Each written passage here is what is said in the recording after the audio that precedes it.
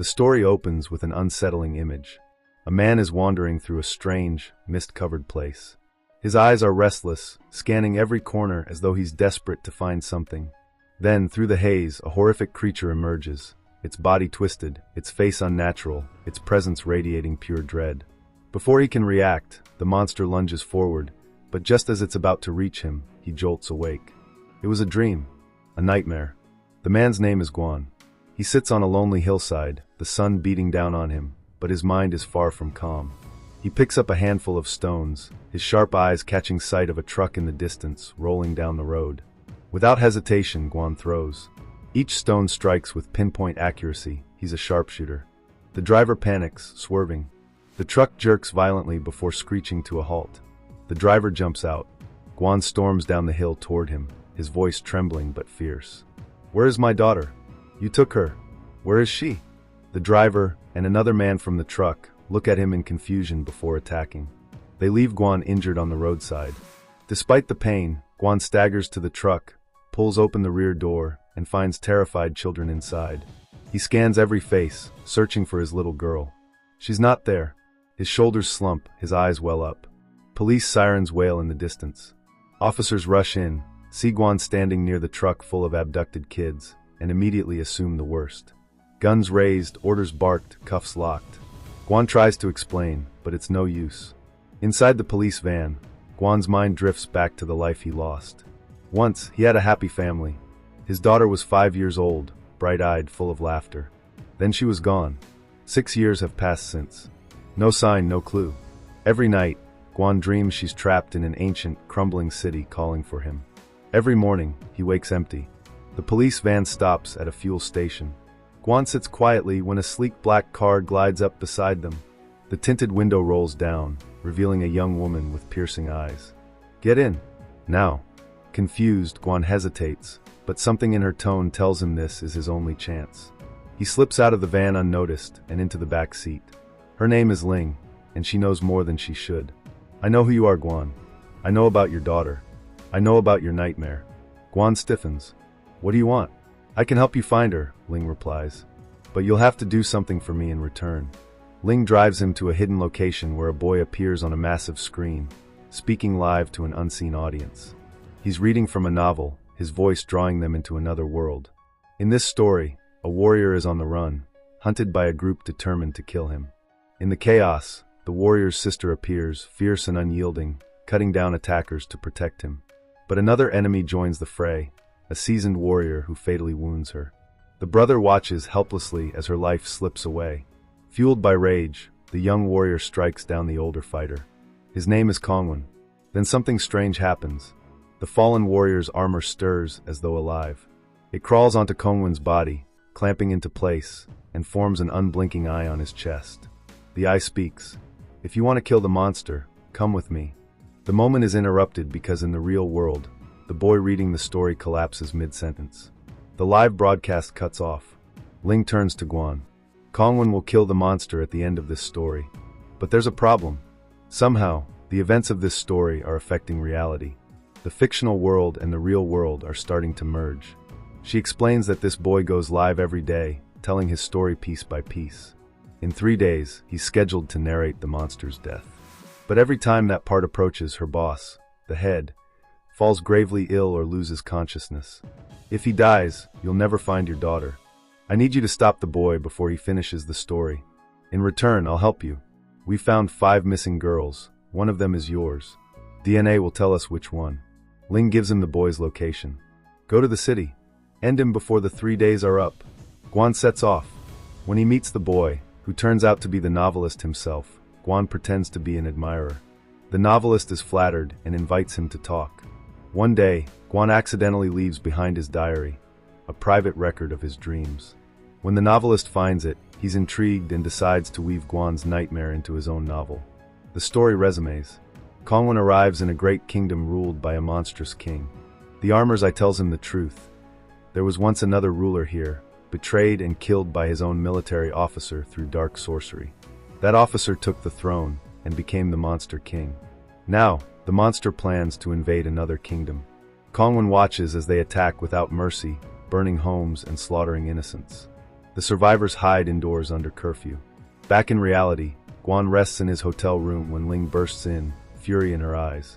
I sent you to kill him, not befriend him. Before she can press further, the novelist himself arrives, cutting the confrontation short. Ling vanishes. The novelist returns Guan's diary but admits, I've expanded the story. I added your dream to it. The novel continues. Kongwen travels through the wasteland and meets a young girl whose brother has just been killed. She follows him, clutching a small flute. Soon, they're ambushed by warriors. As evening falls, the attackers weaken, their strength fading with the sun. Seizing the moment, Kongwen escapes with the girl. In the real world, Guan decides to kill the novelist. He takes aim with a stone, but before he can throw, he hears something, a familiar song. It's the lullaby he used to sing to his daughter. He spins around and sees a boy, maybe 11, humming the tune. Guan rushes to him. Where did you learn that song? Where is she? The terrified boy bolts. Guan chases him until he finds a man, the man who took his daughter years ago. In a blind rage, Guan grabs him. The abductor laughs cruelly. I drugged her, she never woke up. Guan snaps, beating the man mercilessly. Ling appears, pulling him away. I'll help you, she insists. But first, finish the mission. Guan's voice is raw. Bring me the abductor, and I'll finish anything you want. From the shadows, Ling's head listens. I never would have given him this job if I had a choice, he mutters later. Ling flinches. She respects him like a father, but doubt creeps in. Meanwhile, in the novel's world, Kongwen and the girl walk through streets littered with corpses. The armor detaches from Kongwen, transforms into a creature that slaughters their attackers, then reattaches to him. In reality, the novelist is badly injured by an unknown assailant. He tells Guan, I've written you and your daughter into the story. The girl with Kongwen, she's your daughter. The warrior you saw wasn't attacking her, he was trying to rescue her. That's your role in the story. Desperate, Guan pleads, finish the novel. I need to find her. The story mirrors reality.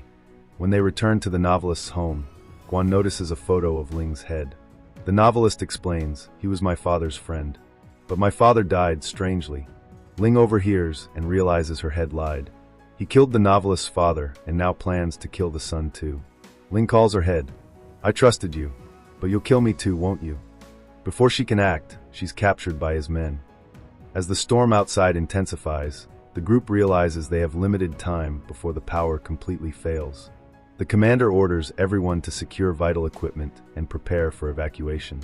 Tension is high, and every creak of the old station echoes like a warning. Suddenly, the alarms blare again, but this time, it's not from the weather. The radar shows multiple fast-moving objects approaching from the east. Through the cracked viewing window, faint glimmers appear in the distance, growing larger every second. At first, the crew thinks they're rescue crafts, but as the shapes become clear, panic spreads. These are not friendly ships. The machines from the wasteland have found them. Lights flicker violently as the first blast shakes the building. Dust and debris rain from the ceiling. The commander yells for everyone to move to the lower deck.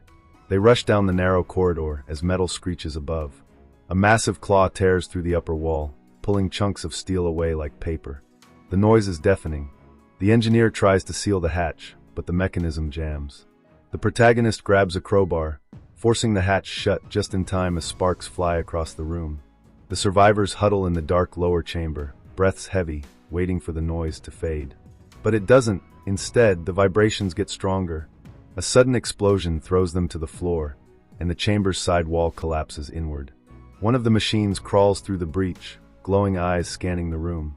Its movements are fast, insect-like, and precise. The commander fires the emergency pulse weapon, striking the machine's core. It falls, twitching, but more metallic shadows appear behind it.